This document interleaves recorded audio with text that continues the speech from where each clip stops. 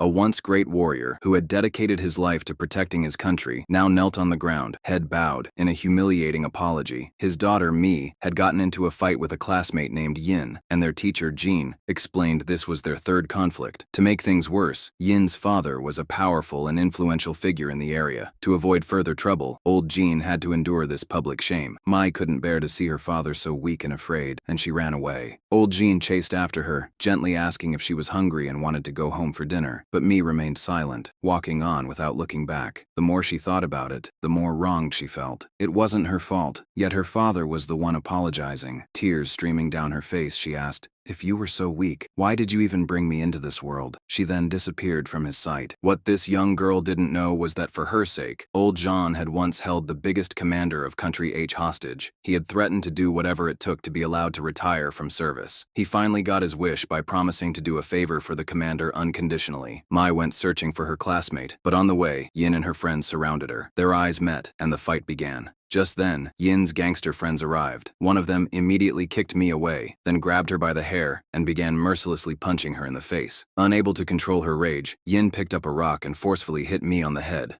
The boys were scared. This girl was truly dangerous. When they came to their senses, they threatened the people standing nearby, warning them not to take photos or call the police. Seeing Mi lying unconscious on the ground, the thugs quickly called their boss for help. But Yin snatched the phone and arrogantly gave her father's name. She demanded he send someone who could handle the situation. A while later, the teen-up crew arrived. They put Mi in a car trunk and drove away with Yin and her friends. Meanwhile, old Jean was at home alone, preparing dinner and hoping his daughter would return. He waited so long that he fell asleep at the table. He was suddenly woken by a nightmare, where he heard his daughter crying for help. Checking the time, he realized she wasn't home yet. He went outside and saw a crowd on the street whispering. As he got closer, he saw bloodstains on the ground from a distance, and then he spotted a hair tie that belonged to Mi. Did they fight again? He wondered. Old Jean immediately called Mi's classmate Kong and found out his daughter wasn't with her. A sense of dread washed over him. Just then, old Jean saw Yin and her thug friends talking among themselves. He walked up to them like a ghost and asked if they had seen his daughter. Hearing Mi's name, one of the thugs grabbed old Jean's collar, acting tough and telling him to get lost. Old Jean held up the hair tie and asked Yin, "Isn't this yours?" Yin's body began to tremble in fear, realizing she was caught. Seeing the situation worsen, the thug took off his shirt, revealing tattoos all over his body, and threatened old Jean to leave immediately. Old Jean stood his ground, not moving an inch. The thug became annoyed and lunged at him to tear his clothes, but he and his friends froze in fear, breaking into a cold sweat. Old Jean's body was covered in scars from knives and bullets. Old Jean didn't want to waste time. He knocked the thug to the ground with a single punch. After hiding for over 10 years, the warrior in him finally erupted. He then used the hair tie to strangle the thug, demanding to know where his daughter was. Based on the thug's information, he found the hideout of gang boss. See, Ozzy was dealing with a man who couldn't pay his debt. He even suggested taking the man's daughter as payment, or he would have his kidney removed. The frightened man could do nothing but watch, helplessly, as his daughter was handed over. Just then, old Jean rang the doorbell. Receiving no answer, he went straight inside. The thug who came to throw him out was immediately knocked down. Inside, Uzi heard the commotion and sensed something was wrong. He gestured to his fat thug, who understood and grabbed a baseball bat. The moment the door opened, he attacked with all his might, but old Jean was ready. He used the other thug as a shield to block the attack, then with a single palm strike, sent the fat man flying. With a pre-prepared rope, he quickly tied up the fat man and angrily demanded, "Where is Mi?" But the fat man looked confused. Who's Mai? Still seeing him playing dumb, old Jean pulled the rope tighter. The fat man cried out in pain and looked at his boss for help, only to see him trying to escape. Old Jean immediately ran to stop him. He was a step too late. Uzi, who had jumped out the window, now wished he had 2 more legs. He ran and stumbled, falling face first onto the ground. When he got up, he was stunned to see a steel wire net in front of him. Before he could understand what was happening, old Jean pulled him back inside with the rope. After being beaten, Uzi revealed that they communicate through an app with anonymous chat rooms. The conversations in the app chat rooms are self-deleting. Old Jean asked how Uzi had contacted them, but Uzi remained silent. Enraged, old Jean beat him again, kicking him hard. He then opened Uzi's briefcase, tossing out all the documents until he found a gun. He quickly loaded the magazine, attached a silencer, and said, "Those without parents are called orphans. A woman who loses her husband is a widow. But there is no word for those who lose a child, because their grief is so deep it is impossible to name." He then aimed at Uzi's private parts and said, "My patience has run out." With a shot, Uzi was rendered impotent. Old Jean, ignoring Uzi's screams, collected the scattered documents. nonsense. He turned and said angrily, "If I didn't believe Mi was still alive, you would all be dead by now." Just as he was about to leave with Mi's phone, it rang. Messages flooded the chat room, one after another. But the last message completely broke. Old Jean, the man who could give up everything for his daughter, now knew she was dead. In that moment, his composure shattered, and tears flowed from his dry eyes. Still clinging to a sliver of hope, Old Jean took the phone to a man named Herr Guo and demanded to know what happened. But Herr Guo pretended to know nothing and started spouting nonsense. Old Jean boiled with rage.